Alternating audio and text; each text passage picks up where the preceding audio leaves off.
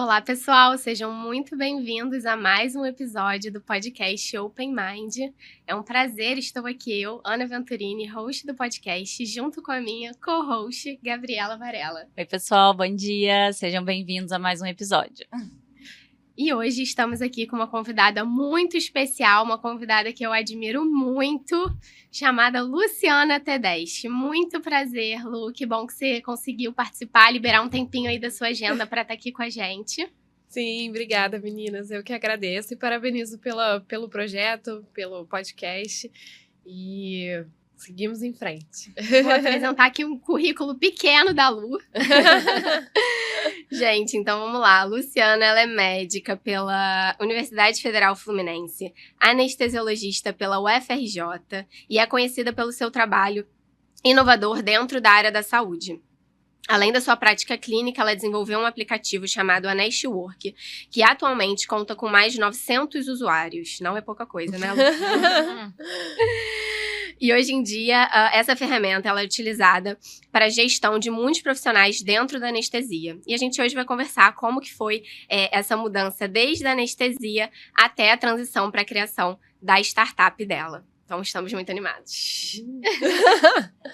Seja bem-vinda, Luciana. Obrigada, Gabi. É prazer, né, te receber aqui também, junto com a Aninha. E você pode contar pra gente como começou sua trajetória na medicina, o que te levou a escolher anestésio? Sim. Teve algum motivo específico? Se sempre foi sua primeira opção? Conta pra gente. A medicina foi realmente uma escolha já bem antiga. Eu tinha 14 anos quando eu decidi fazer. Caramba. Fui influenciada por um professor de biologia na época. Eu já gostava muito dos conteúdos, né? Mas ele que me incentivou. Na minha família não tem nenhum médico, então não sabia nem o que esperar. Fui avisada por algumas pessoas, olha, é um caminho árduo, longo. Mas mesmo assim, quis fazer. E aí, eu sou de Nova Friburgo, né? Lá, a gente não tem colégios tão bons, né? Então, eu terminei minha graduação lá, o ensino médio. E aí, vim pra cá pra fazer cursinho, né? Uhum. Aí, fiquei 3 anos fazendo cursinho, 2 anos e meio fazendo cursinho. Passei no meio do ano pra federal, né? Que não tinha outra opção também. Ué, tinha que ser. Mas a anestesia foi uma questão mais médio prazo, né? No início da faculdade, eu queria trabalhar com dor. Mas eu pensava em neurologia, aí depois me apaixonei pela psiquiatria por conta de um professor que era muito bom lá na UF.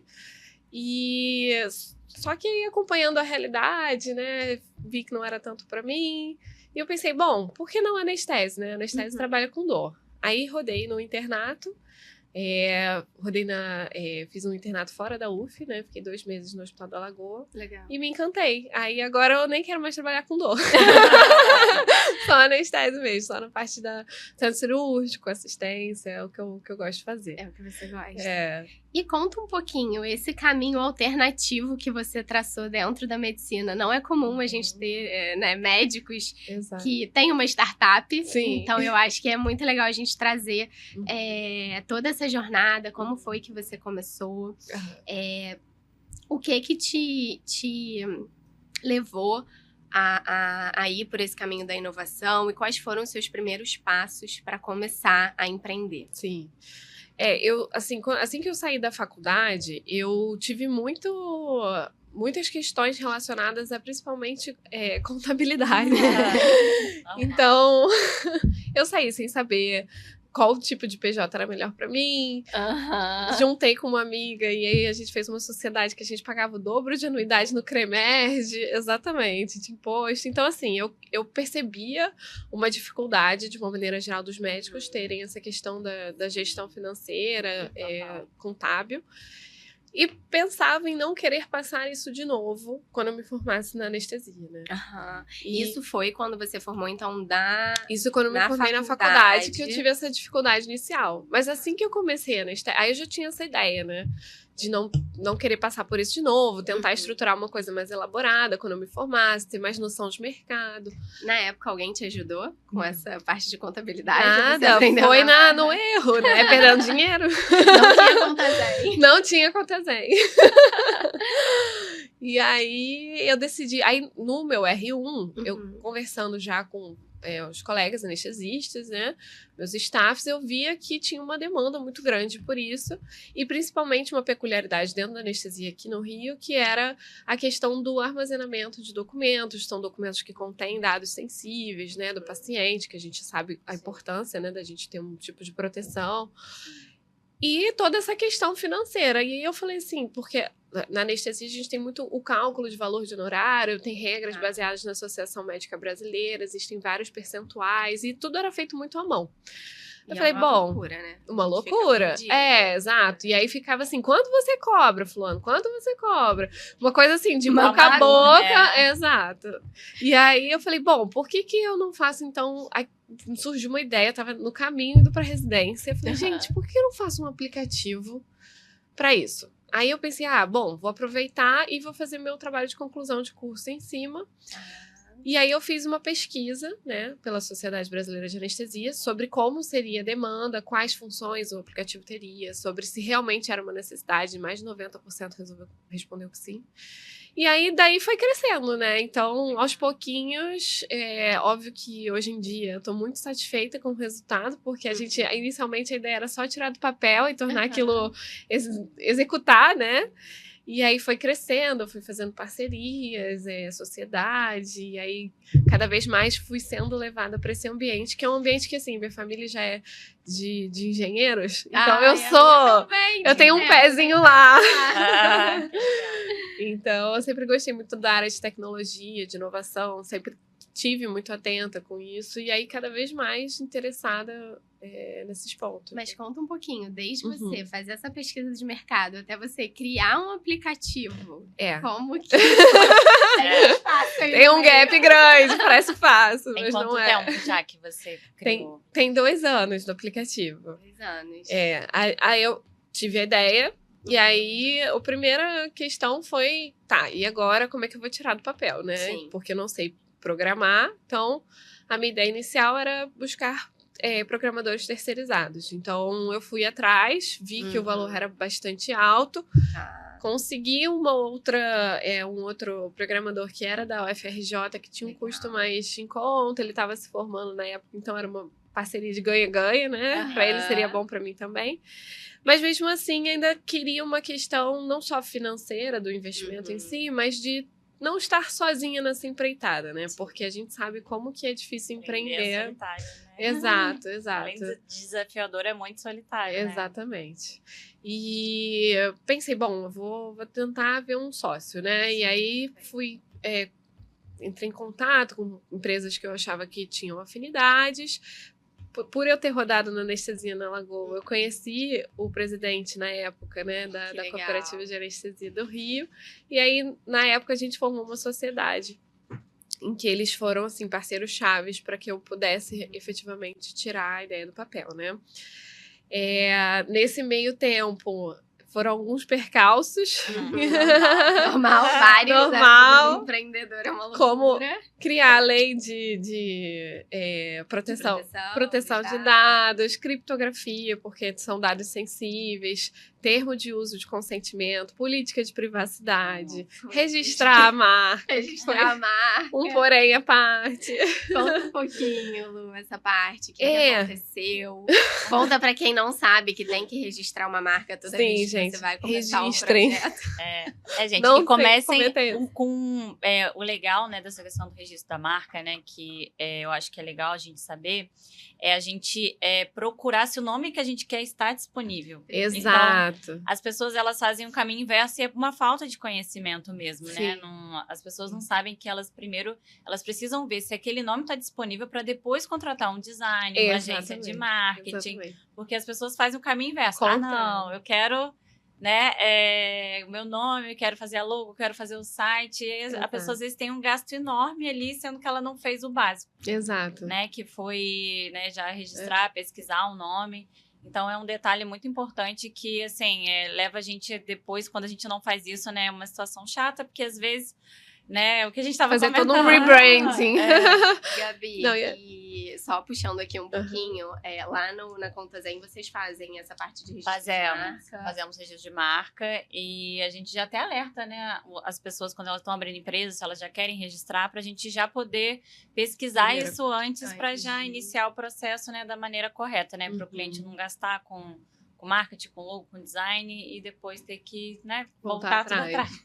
E é muito comum que as pessoas busquem no Google, né? Na verdade, o registro da marca ele é feito no site do INPI, exato. Então, tem que ser feita a busca lá. Não importa, pode ser que tenha uma empresa com outro mesmo nome, mas que se não tiver registrada, você pode dar continuidade do mesmo jeito. E tem os ramos também, né? Porque tem as subclasses, né, da atividade, né? Então, às vezes um nome pode ter, às vezes um nome, mas só que é em outro setor e também não tem problema, né? Então, é bom a gente, né, fazer a pesquisa correta também. Exatamente. Lu, conta um pouquinho, então, qual foi esse perrengue? O perrengue foi que eu comecei a divulgar a marca. Vamos lançar o aplicativo e tudo mais. E aí eu, infelizmente, tive uma pessoa que registrou e usou a marca, né, antes de mim. Então, foi um período curto de diferença, mas que é o que você falou, né? A gente tem que ir passo por passo e às vezes a gente acaba colocando os trocos de empreender é isso também, né? A gente vai aprendendo na marca. Vai aprendendo na marca. Que vão acontecendo, porque... mas hoje em dia eu gosto mais do nome, né? Tipo, para network eu acho que é mais sonoro. Envolve toda a questão do trabalho, do anestesista, não só planejamento, né? Que é muito além do planejamento. E é pago esse aplicativo? Não. Ele é totalmente gratuito, então qualquer anestesista consegue utilizar. Basta ter o CRM, né? Então, na hora do cadastro. A ideia é que a gente causasse um impacto social, né? Sim. Então, eu tenho uma questão muito grande de retribuição. Eu estudei em escolas públicas, eu acho que é um dever com a sociedade até, né? De que eu gostaria de ter um retorno e trazer uma coisa diferente, mostrar que é possível, que as pessoas podem efetivamente tirar ideias do papel e crescer com isso, né? Hoje em dia a gente tem, na verdade, até semana passada são 1.052 usuários. Uau! A gente atualizou. 52. Mais de 1.000, passamos. Ô Lu, o anestesista que ele quiser usar seu aplicativo, como é que ele faz? Quem que ele tem que procurar? Em algum site? Ou é só baixar o aplicativo? Só baixar o aplicativo. Ele tem para Android e iOS, né? As duas plataformas. Baixou, fez o cadastro com CRM, nome. Tá habilitado para usar. E aí, hoje em dia, a gente tem algumas funções lá, né? Tem o cadastro, propriamente, dos procedimentos. Então, você pode escanear os documentos, cadastrar com os dados sensíveis criptografados. Você tem a parte do cálculo automatizado de honorários com os códigos cirúrgicos. Existe uma parte de calendário para agendamento das cirurgias. Uma parte com blog, com conteúdo sobre finança, contabilidade. Legal. Termos de consentimento. Então, a gente vê muitas empresas hoje em dia, freelancers aí dentro da anestesia, que às vezes não têm termos próprios e aí podem utilizar, eles são de acesso gratuito. Então, é bem completo, assim. Sou suspeita a falar, né? A gente fica muito orgulhoso, né? Quando a gente constrói do zero e começa a dar certo. E hoje em dia já conta com 1.052 usuários. É muita coisa. E, Lu, eu queria que você comentasse também mais um pouquinho, né? Você já comentou falando desse pequeno percalço no caminho e aventura de, enfim, pegarem o nome da marca e tudo mais. Às vezes a gente começa a conversar com outros profissionais de saúde, outros médicos, e o pessoal começa a falar, vou empreender, né? E acha que empreender é lindo, né? Um belo dia acordei e vou empreender. Só tem CNPJ, né? Exatamente. Vou ter meu CNPJ e vou empreender. Queria até puxar também um pouquinho pra Gabi, pra ela contar como que foi toda a sua trajetória dentro da Conta Zen, principalmente como mulher, né? Que ainda tem mais uma questão na parte do empreendedorismo. Queria que você contasse algumas dificuldades, alguns percalços no caminho que você teve. São muitos, né? Assim, acho que todo dia, né? Acho que a gente começa um dia, hoje vai ser um dia ótimo, mas de repente acontece uma coisa, você vai lá embaixo, aí depois acontece uma coisa boa. Então, assim, eu acho que são desafios diários. Eu acho que, assim, a minha profissão é uma profissão muito tradicional, assim, né? Então, as pessoas estão acostumadas com aquele contador mais velho, né? Aquele contador da família de anos e tal. Então, assim, acho que dos desafios, assim, que eu tive na minha carreira foi o de ter que me autoafirmar como profissional. Eu acho que médicas também novas, jovens, né, super passam por isso também. Então, eu tive muito isso porque tinha pessoas que não viam credibilidade em mim, por eu ser, né, aparentemente mais nova do que as pessoas da minha profissão, né, por vir também com uma pegada mais digital, mais tecnológica também. Então, né, quebrando um pouco o padrão, né, da contabilidade mais tradicional. Então, esse, assim, foi, eu acho que um dos principais desafios que eu enfrentei. E também, eu acho que a questão de vir de um ambiente mais tradicional de contabilidade e ter que virar tudo para o digital, né? Então, começar a falar na internet, a gravar vídeo, né? Todo mundo, né? Falar, blogueirinha, né? Sempre tem esse comentário, né? Então, eu acho que até para medicina também, né? Que médico também, por ter uma profissão, né? Super, né? Formal e mais tradicional, né? A galera começar a vir para o digital, eu acho que todo mundo passou e ainda passa, né, por essa crítica ali, né, dos próprios colegas de trabalho, né? Então, eu acho que, assim, esses foram um dos, né, assim, que eu tô lembrando, mas tem vários, né? São tantos. Tantos, todo dia. Cada dia é um diferente. Como que foi, Lu, pra você, essa parte? Eu acho que pela questão da anestesia, a gente tem que tomar decisões muito rápido e não poder errar. Nesse sentido, eu acho que empreender foi um pouco mais tolerável leve. Em relação a erros, exato. Então, assim, até a gente tem filosofias hoje em dia, né, de tipo, coloca, erra rápido Exato. E depois recomeça. Eu exato. Acho que isso que eu gosto muito de falar isso, né? Na medicina, exatamente isso. A gente aprende 6 anos e depois na residência são 10 anos estudando que você não pode errar. Exato. E quando você começa a empreender, na verdade, você tem que errar. Sim. E quanto mais rápido você errar, melhor e mais rápido você vai ficar melhor. Mais rápido você melhora. Então tem que errar. É uma filosofia completamente inversa. Oposta. Do que a gente aprende na faculdade. Mas eu acho que eu tinha um pouco dessa questão de, eu preciso ter um produto maravilhoso pra lançar. Esse é outro, não... né? Esse é outro. Não, vamos... O produto que nasce perfeito nessa Exatamente. Na hora de estruturar um MVP, eu demorei muito pra colocar ele no mercado, esperando. Quanto tempo você demorou? Foram 8 meses. Explica um pouquinho só para o pessoal. Não sei se todo mundo está familiarizado com o termo MVP. Isso. Explica um pouquinho para o pessoal. MVP é o mínimo produto viável, né? Que é efetivamente para um aplicativo. É um aplicativo básico em que você vai colocar no mercado e aí vai avaliar de acordo com o feedback e as demandas se efetivamente ele está adequado ou não. Então, é literalmente o que significa, né? É o mínimo produto viável. Então, a estrutura mínima de custos, de investimentos, de destinos, para efetivamente você tirar aquela ideia do papel. E botar na prática. E mínimo, né? Mínimo. É legal então, puxar para essa questão é que tem que trabalhar. Sim, e é legal você falar sobre isso também, porque hoje em dia as pessoas simplesmente abrem um negócio e abriu, né? Não fez conta, não fez fluxo de caixa, não sabe quanto que custa aquilo mensal, quanto ela quer ganhar daquilo mensalmente também, que eu acho que isso é importante, né? Quando a gente... Fazer ali uma planilha de viabilidade financeira, Exato. Um plano de negócio, que é mais... o pessoal mais tradicional fala, né? Em relação ao plano de negócio. Então, é bem legal você falar sobre isso e você ter essa percepção disso, né? Porque... as pessoas geralmente é isso, você, vou fazer um aplicativo, faz aí pra mim e vambora. Não, né? E o pior, às vezes o pessoal que eu vejo muito, investe muito dinheiro, dinheiro, logo na largada. Eu vou investir aqui, o médico às vezes consegue captar ali, faz muito plantão, vou pegar aqui, né, essa parte do dinheiro, vou investir tudo e pronto, vai dar certo, gente. E quando vê o retorno... senta e chora, Exato, né? Porque não é assim. Precisa fazer esse estudo, entender realmente o mercado, se aquele produto, ele tem gente que quer comprar, que não adianta nada você fazer um produto que você acha lindo, né? Sim. O importante é fazer alguma coisa que as pessoas realmente querem comprar. As pessoas se apaixonam pelo produto, né? Exato. E aí esquecem do que efetivamente elas querem resolver, que é um problema das outras pessoas. Dos outros, né? Exato. Mas é engraçado, assim, a jornada, até dentro da medicina e tal, ela é muito linear, né? Sim. Então, a gente tem uma previsibilidade muito grande, sabe exatamente, eu me formei na faculdade, vou fazer residência, vou fazer um fellow, uma subespecialização ou alguma outra coisa. Então, é uma coisa muito previsível. E você lidar com essas imprevisibilidades também de uma startup, de um empreendimento, também é um outro desafio que eu acho que a gente acaba tendo que saber lidar, tem né? passo a passo, né? Exato.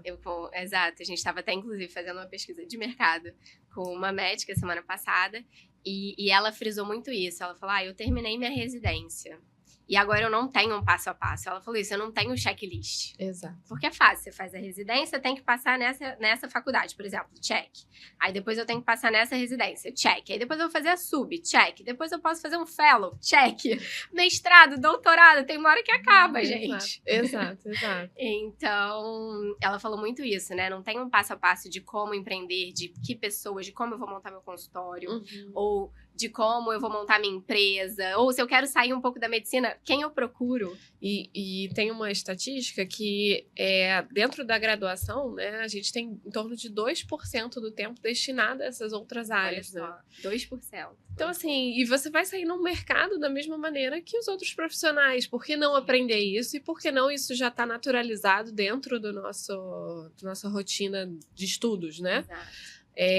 Na USP, em torno de 30% dos médicos que estão se formando agora pretendem ser startupeiros, né? Olha que legal. Então, assim, um em cada 3, é muita gente, né? Então, a gente tem que valorizar isso. E a startup, ela é um conceito, por definição, é você efetivamente ter um empreendimento de alto risco. Sim, exato. Então, com grandes incertezas. Exato. Então, você tem que saber lidar com isso, né? Trazer até um dado aqui da Fundação Dom Cabral, que fez uma pesquisa com as startups brasileiras. E eles trazem que 25% delas não sobrevivem até os 2 primeiros anos e 50% vão falir nos 4 primeiros anos. É o que a gente chama de Vale da Morte, né? Do Vale da Morte. É passar essa etapa. E aí você tem que saber lidar. Se você vai abrir capital, você vai ter algum investidor anjo, você vai fazer alguma outra estrutura, porque é muito comum que essa estratégia de você investir do próprio dinheiro, né, chama bootstrapping. Que é você... O próprio bolso ali, né? Exato. Família, os 3 Fs, né? Isso é muito bom. Family, friends and fools. Eles que vão investir em você inicialmente.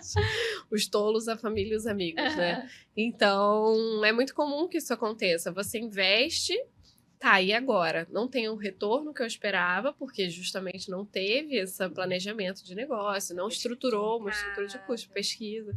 E aí você começa a correr atrás. E aí fica um cachorro correndo atrás do rabo, E agora eu tenho que fazer dar certo. Exatamente. Já investi, preciso, às vezes até... Dependendo, consegue um investimento em troca com um percentual da empresa. Então, tem que fornecer um valor para o outro sócio. Complicado. É complicado, não é fácil. né? Não é fácil. São muitos desafios, né, Lu? Ô, Lu, e falando em relação ao digital, né? Como que você começou a se posicionar no Instagram? Você é conhecida, né, por ser bem organizada nos seus posts. Eu diria tanto. Essa aí é a pergunta de milhões. É um calendário editorial. Como que você se organiza? E como que foi esse seu início mesmo digital? Como que foi começar? E como que é hoje para você a sua rotina? Sim. Eu confesso que eu tinha muita e ainda tenho vergonha de aparecer, né?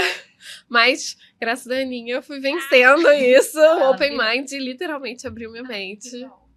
E foi uma virada de chave, porque... O que eu achava, só um parênteses, é porque, cara, quando eu conheci a Luciana, ela contou essa história inteira pra mim.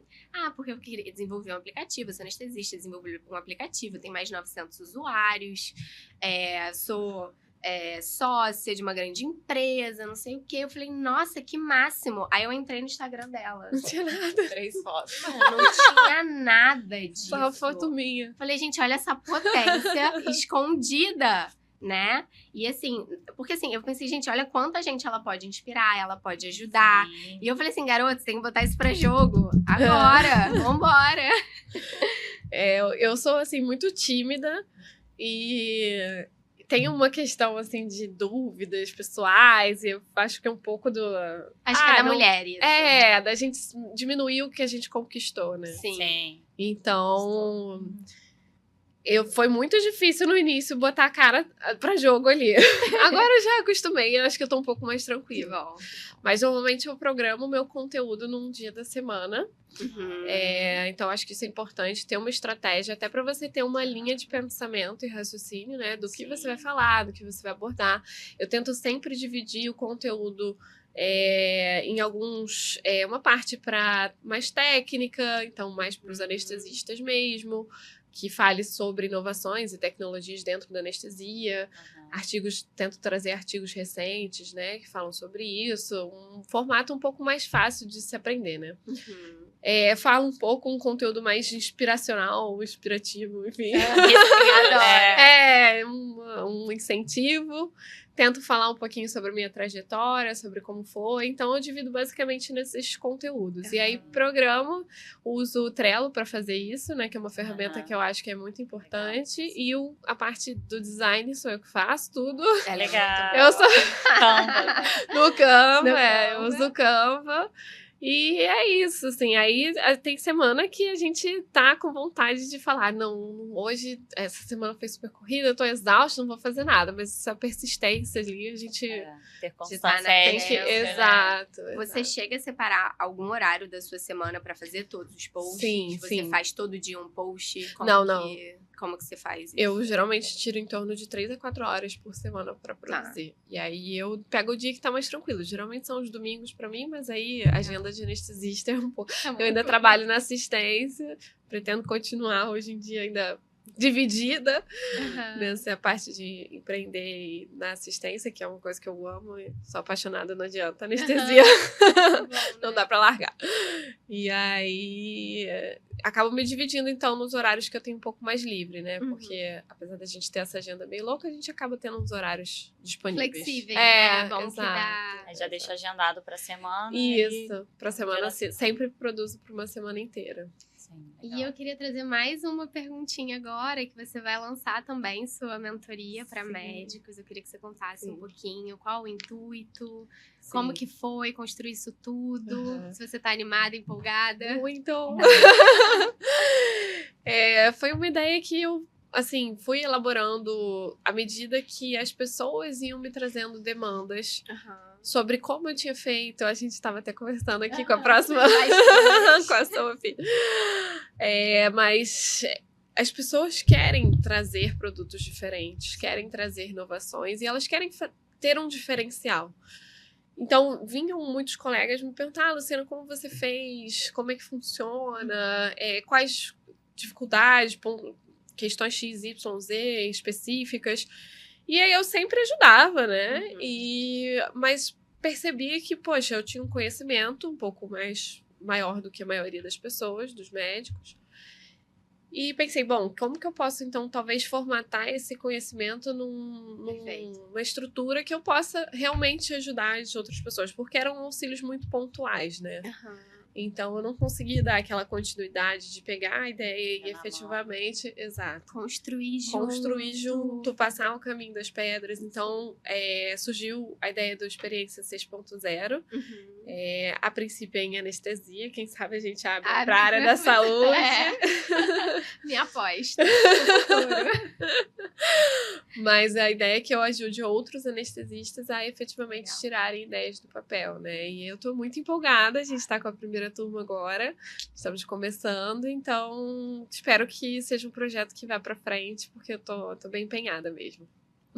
Parabéns! Obrigada, meninas. E pra gente já finalizar, né, e pro final, Lu, você pode falar pra gente, durante, assim, toda a sua trajetória, né, se você tem alguém que te inspirou, alguma referência de pessoa, ou algum livro, ou algum curso? Sim. Quem te inspirou, quem fez você ser a Lu de hoje, né, que tá aí empreendendo e fazendo mil coisas? E o que essa pessoa trouxe, né, de transformação pra você? Sim. Eu tive algumas pessoas-chave, assim, que eu posso falar, né? Que é o Lucas Cotini, ele foi um ex-residente da UFRJ, anestesista. Ele criou super empreendedor. E foi uma trajetória semelhante. Ele criou uma estrutura de ensino durante a graduação, chamada Jaleco. E ele foi, assim, uma pessoa que efetivamente me trouxe a experiência dele, se colocou à disposição e realmente era uma referência para mim, né? Tem alguns outros na anestesia que eu me inspirava, né? Principalmente mulheres, né? A gente tem a Sara Amaral, que é uma anestesista que começou um curso de bloqueio regional, na verdade. Legal. E de livro, assim, um livro que abriu muito a minha mente chama O Novo Mindset Médico. Inclusive, um dos autores também é anestesista, que é o Cristiano Englert.